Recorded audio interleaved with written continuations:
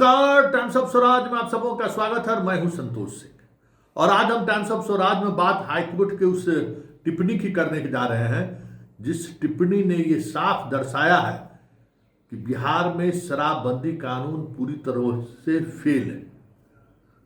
टिप्पणी ने दर्शाया है कि शराबबंदी कानून को लागू करने वाली एजेंसी इस बंदी को इसलिए जारी रखना चाहते हैं कि उन्हें मोटी कमाई हो रही है, चाहे वो पुलिस महकमा हो, चाहे वो मद्य निषेध विभाग हो। जो एजेंसियां शराबबंदी कानून को लागू करने में लगी हुई है उसकी अधिकारी मोटी कमाई कर रहे हैं। गरीब जेल जा रहा है, दिहाड़ी मजदूर करने वाले जेल जा रहे हैं और जो रसूख वाले लोग हैं उन पर पुलिस का पहुंचना तो दूर, वो आराम से उनको होम डिलीवरी होकर घर में शराब मिल रहा है। गरीब प्रताड़ित है, गरीब का भट्ठी उजाड़ा जा रहा है, गरीब को पिटाई लग रही है, गरीबों को जेल भेजा जा रहा है। लेकिन बड़े बड़े जो शराब कारोबारी हैं जो बिहार में शराब का तस्करी कर रहे हैं उन पर कार्रवाई के लिस्ट पर अगर गौर करें तो वो नगण्य है। हजारों हजार लोगों को शराबबंदी कानून के तहत जेल भेजा गया है, लेकिन इस कारोबार में लगे हुए बड़े माफिया पर दर्जन भर भी कार्रवाई नहीं हुई है।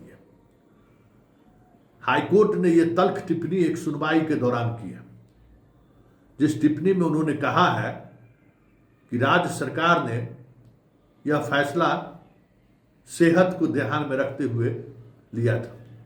संविधान का आर्टिकल 41 के तहत उन्होंने ये फैसला लिया और यह इस फैसला के पीछे उद्देश्य था कि जो गरीब लोग हैं, जो दिहाड़ी मजदूर करने वाले लोग हैं, वो ऐसे लोग शराब उपलब्ध नहीं हो और वो पैसे का संचय करें और फिर उनके माली हालत में सुधार हो।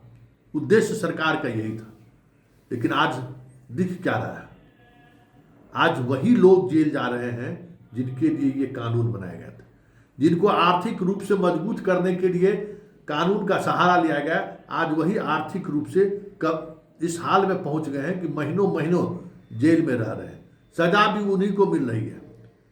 अगर आप सजा पर गौर करें तो अधिकांश वही छोटे छोटे शराब बेचने वाले लोग हैं, ताड़ी बेचने वाले लोग हैं, दिहाड़ी मजदूर करने वाले लोग पीने के आरोप में जेल जा रहे हैं।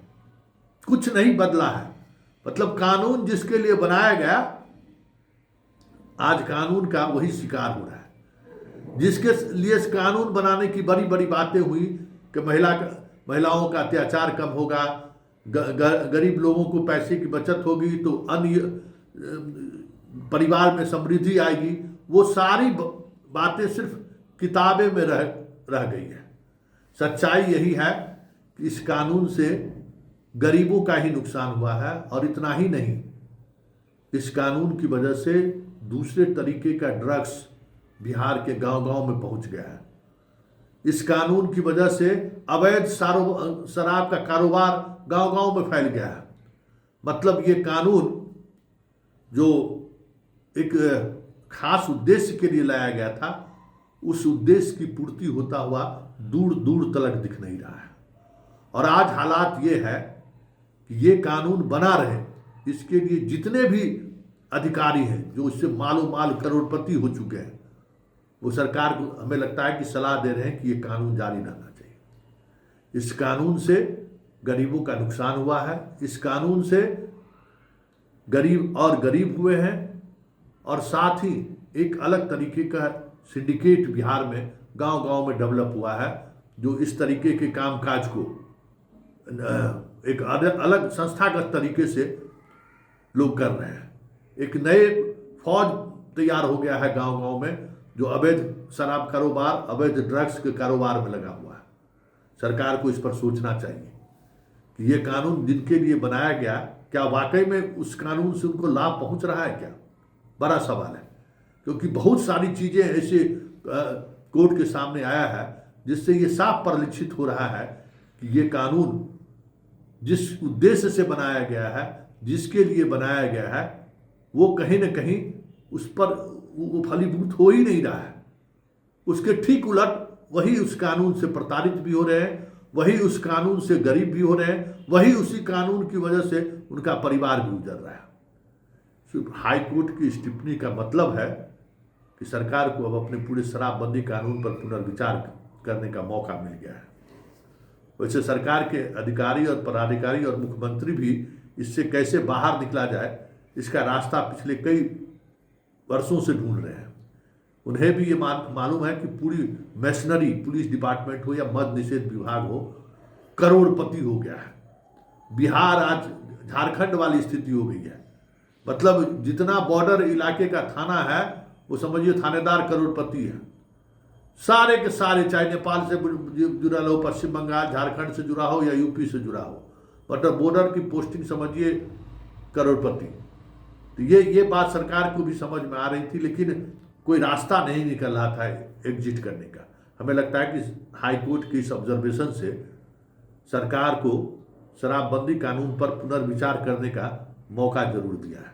लेकिन अब देखना यह है कि चुनाव है, चुनाव में तो है बस कुछ नैरेटिव तो बनना चाहिए ना, उसी नैरेटिव के सहारे चीज़ें चल रही हैं। जबकि सबको पता है जिस महिलाओं को लेकर ये कानून लाया गया था, वो महिलाएं आज भी अब कहने लगी हैं कि अब इस कानून का कोई मतलब नहीं है। लेकिन बड़ी बात यह है, गांव-गांव में शराब पहुंचाने वाली सरकार जब अचानक शराबबंदी कर तमाम नेटवर्क को खत्म करने की बात का निर्णय लिया, तब तक तो लोग गांव-गांव में शराब पीने लगे थे।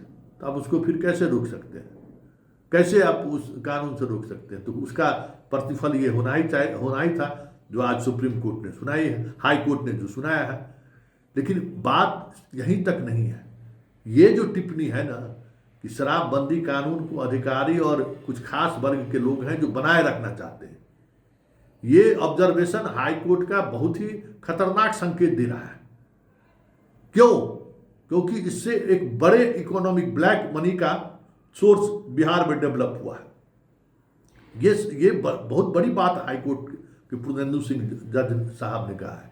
ये बहुत बड़ी बात है कि एक पैरेलल इकोनॉमी खड़ा हो रहा है भ्रष्टाचार से, और वो इकोनॉमी ही बिहार में जो देख रहे हैं, जमीन की कीमत जो लगातार बढ़ रही है, एक अलग तरीके का जो हिंसा का दौर जो बिहार में शुरू हुआ है जमीन को लेकर, जमीन को एक अलग माफिया पैदा लिया है, वो सब कहाँ से पैसा आ रहा है?